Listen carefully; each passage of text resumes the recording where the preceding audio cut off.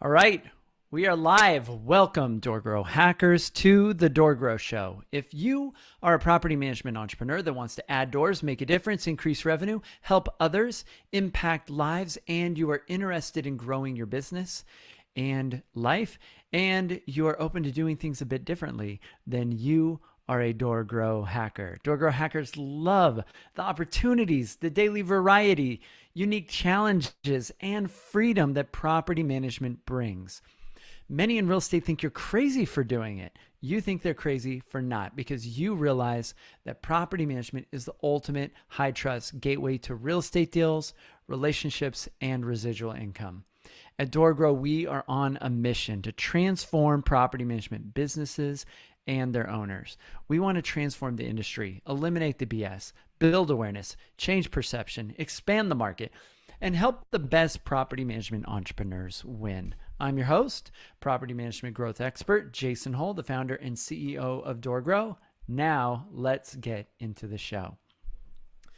All right, so I was on my coaching call today, and it was a great call. I love these calls. Like it ran longer than the normal call because I give a little bit of leeway of about a half hour after our group coaching call to just make sure that I'm taking care of clients, anybody else that wants to check in, anyone that's stuck or has questions as we go through. And we have a pretty good group on our Wednesday call. And so, there's just, I love hearing clients that are doing the work, doing stuff. And we just revamped our onboarding.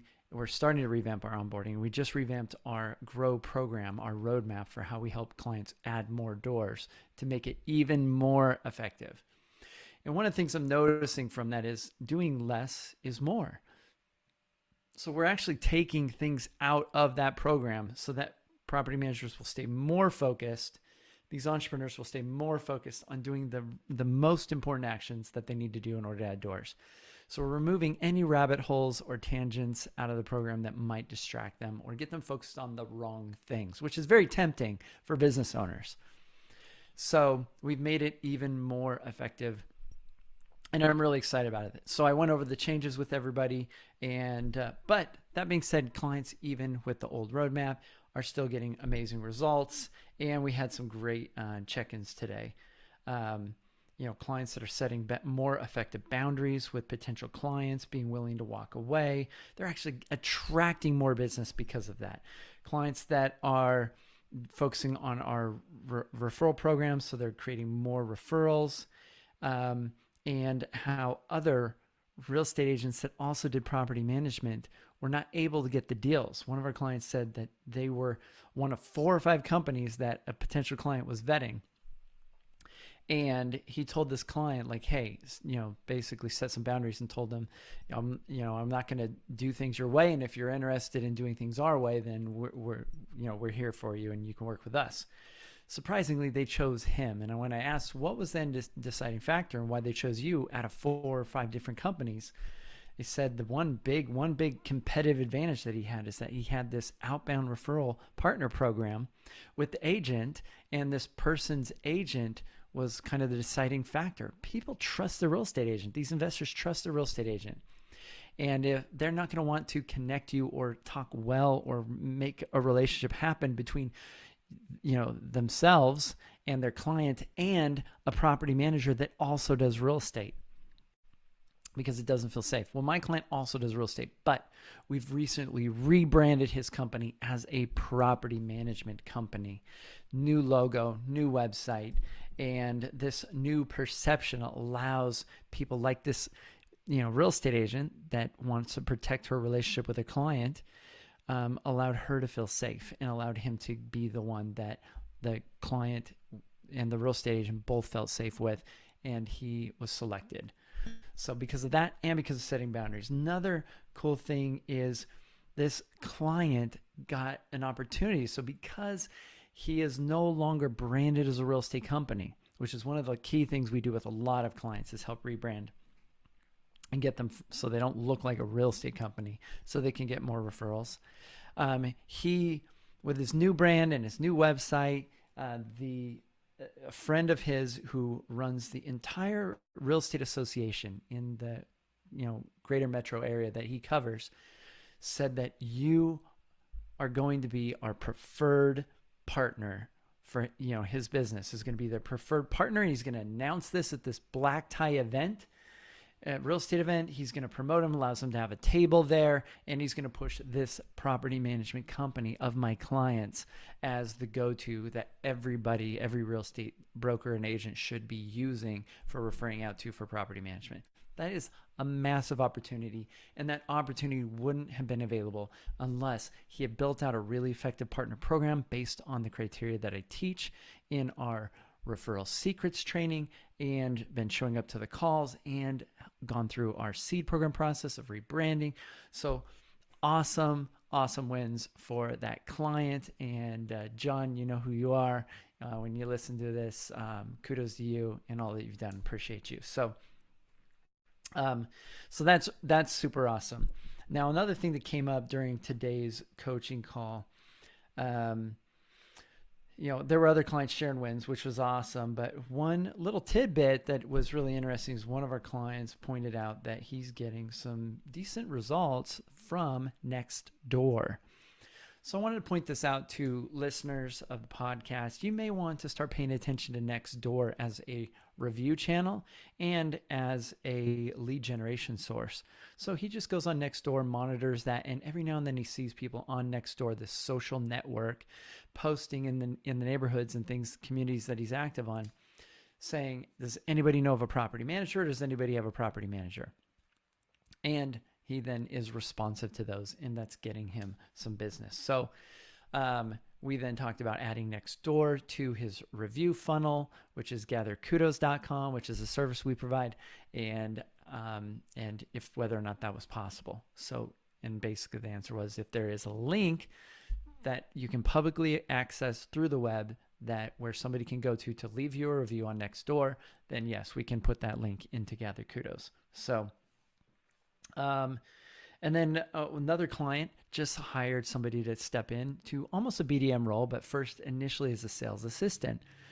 This gal was very outgoing, showed up on the call, charismatic, and my client that I'm working with, she's not that personality type. So this is going to be a really awesome gain for her. I told them, just get a sales assistant in place. This is going to speed up the amount of deals and opportunities. Maybe eventually this client will graduate this new sales assistant to a full-fledged BDM role, which would be fantastic. I think they would be able to add a lot more doors, because the client I'm working with is more of an operations and operator personality type, more of an introvert, and the comfort level of this team member that she brought on to the call came onto the call, and she was just introducing herself and chatting, and most people are quiet and like waiting until it's their turn. So she was like really comfortable checking in and communicating, and she'll be great in this sales assistant / BDM role, which is exciting. Goes back to what I've said several times in the past. If you're not the person that should be doing, anything that's been sitting on your to-do list for too long is an indicator that you're not the person that should be doing that thing. If you're avoiding it, if there's too much friction, if you have so many questions about it and you're not just taking action on something, you might not be the person that should do it. And a lot of business owners, we think, I have to do this. I've got to learn this. I've got to figure out how to do this, even though it's really uncomfortable. As a business owner, you don't really have to be the one that does the things you really don't enjoy doing, at least not in the long run. So those were some wins. But my topic for today, there's one other cool thing we talked about. I'll get to that. So the other cool thing we talked about on today's call was about targeting your existing clients. And so it's the holiday season right now. It's Christmas. I don't know when this will actually be released as an episode, but for those that are watching the live recordings or the live calls that I'm doing this on real time, now is a great time to target your existing clientele. There's always some low-hanging fruit. There's definitely some gold inside your portfolio of people that would be willing to get into an additional investment or additional properties, or maybe have some referrals they can offer you, some friends that are investors that they're tired, but you could reach out to them and point out all of the vanity metrics. So vanity metrics are where you take numbers and you make them as big as possible by coupling them all together. So for example, You could reach out to an owner and say, hey, owner, I wanted to check in with you, just let you know how things are going. Over the last year, we've collected X number of dollars in rent for payouts to you. We have done X number of maintenance requests. Like we've been doing all, like point out all these vanity metrics, these big metrics. We've done this many in aggregate over the years of you being with us. This is how much rent we've collected. This is how much we've paid out to you. This is how many maintenance requests we've dealt with that you didn't have to. This really helps them to visibly, it helps the invisible to become visible so they can see what you've been doing for them, to see that there's been a benefit and there's a result. And you're highlighting this and pointing it out. And that's a great time to then say, hey, would you be willing to give us a review and ask for feedback? Like, how do you think we've been doing after you point it out? And then they'd be likely to give you a review if you ask. You might be able to get a referral. You might be able to ask, hey, what are your long-term goals? Are you wanting to get into another investment? Cool. Let's get you connected to a real estate agent and get this going, right? If you're a real estate agent, then cool. You have another deal maybe in the works, right? So capture that low-hanging fruit and reach out to people and show a little care. And you have an excuse. Hey, it's the end of the year. Want to assess things and where they're at, or it's, Merry Christmas or whatever you want to do. So these are some awesome opportunities that we were chatting about on our call today. Now, the point of today's call. So one question that I keep getting asked, so I want to put this out on the podcast, and this is the point of today's episode, is voicemails. I get asked this a lot. Like my clients are making calls to potential clients, potential referral partners, doing outreach. And one of the things they get is they get voicemails a lot of times. They're like, how do you deal with a voicemail? What am I supposed to do with a voicemail? What's the most effective thing? Like, what should I say? And I don't know if what I'm saying is right and what I'm working. And a lot of times we tend to overthink it. So here's my response on how to leave the ultimate voicemail that's going to do the primary goal, get somebody to call you back. Now, this is not what you might expect. Now, let's talk about what could be effective. You could call up and say, hey, this is so-and-so, and I'm interested in managing a property, or I'm interested in, creating a referral relationship with you. If you're going to go that really obvious direct route, then you might want to mention a story or a result really quick. For example, in my business, we would reach out, we did some calling, and we'd say, hey, we helped one of our clients in the last year add 200 doors. And if that's something you might want as a result, give me a call back. I'd love to chat about that with you and see if we might be able to help you do something similar. So mention some sort of result, that they might be interested in, depending on the target of who you're going after. If it's an investor, mention something you've done for an investor that's pretty impressive, that they might be interested in. And, if you want to offload this property and no longer be dealing with maintenance and stuff through the holidays, give us a call back, right? Give me a call back. That's my number. All right. So that's obvious, and that can be effective. Now, here's what I find to be the most effective way to get people to call you back. You just don't tell them anything except your name and your phone number. I know, it's really simple. So here's how that might sound. And then I'll tell you how to make this even more effective. Hey, this is Jason. Hi, Fred. Give me a call back at blah, blah, blah, blah, blah. And you hang up. They're not going to know what it's about. They're going to be a little curious. They'll give you a call back. Now, leaving voicemails is frustrating, right? And you're always trying to sound so nice. So here's my +1 on this. Here's how to really maximize getting a return call on a voicemail. Be very emotionally honest. So if voicemails are frustrating for you, this is how I would leave voicemails, and I found I would get a high rate of callback. First thing you do is you sigh. You get the beep, and it's annoying, and you hate it, and you let out a big sigh of frustration, or even a groan or a moan. I know. So this is what this might sound like. We'll leave a message at the beep. Beep. Yeah. Hey, Fred, this is Jason. Give me a call back. My number is da-da-da, da-da-da-da-da-da. Click. So they're going to listen to this and be like, oh my gosh, like obviously this person's a little frustrated. What's going on? Who is this? I don't even know what this is regarding. So then they're going to call up and they're going to be like, hi, yeah, is Jason there? I got your voicemail. Oh, hey, Fred. Man, thanks for giving me a call back. Man, I hate voicemails. You don't have to say that, but then you can start into a conversation. Yeah, I was reaching out to see if we could build a referral program. I've got this really cool program going, blah, blah, blah, or whatever you're trying to do with this person. And then you go into it. But now you have a real person you can communicate with, right? And you've gotten them on the phone. So there has to be a little bit of mystery. Sometimes a little bit of mystery is more enticing and more attractive. So rather than giving them all the details, please leave me a message with the nature of your call and, the best times to reach you at and blah, blah, blah. Sometimes less is far more effective. You're getting them to play your game instead of playing the game they are telling you to leave. Do it their way in the voicemail. Sometimes that works really, really well. Sometimes it doesn't. I've left voicemails where I'm like,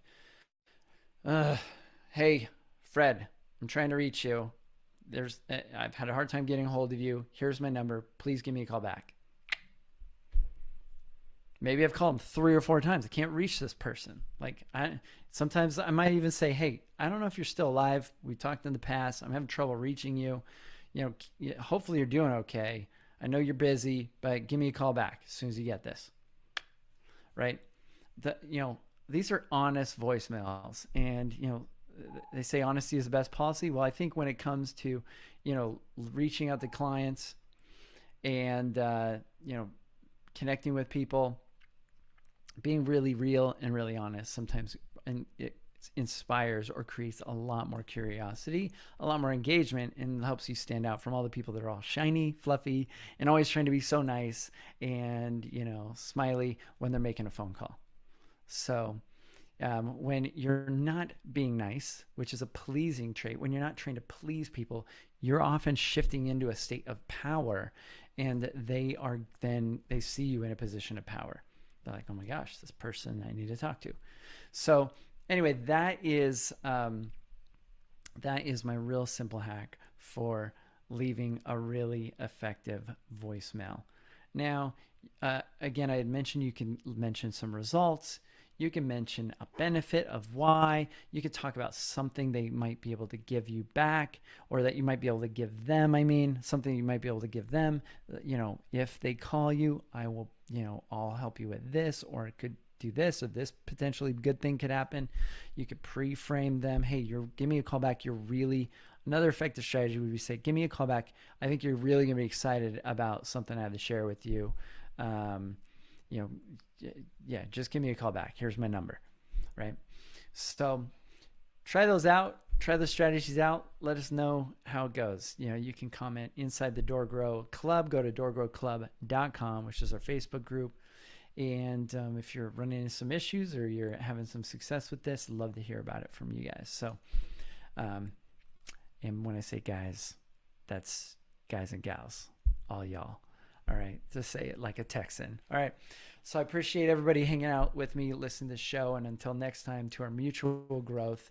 I hope everybody, if you're watching this live, has a Merry Christmas, which is just coming up in a few days. And I hope you have a Happy New Year. And if you want to kick off your business into this coming year, and you want to get out of that rut you've been in for the last 2-3 years, you want this next year not to look like last year. That's your default future. Your default future is this coming year is going to be similar to the results you got in the last year or the year before that or the year before that. You know what your future looks like. You can pretty well guess. If you want to create a different future with me and with my team and with DoorGrow and have success like the clients I'm seeing on my coaching calls and the clients that I'm working with, the 80 plus businesses that we have in our mastermind, I want to help support you. And I would be honored to be your trusted coach, mentor, advisor to help you scale and grow this thing. I love doing this. It's a lot of fun for me. Reach out. We would love to help you. And hopefully we're talking soon and you're my next great success story. And maybe I'm talking about you here on this podcast soon. All right. Until next time, everyone, to our mutual growth. Bye, everybody.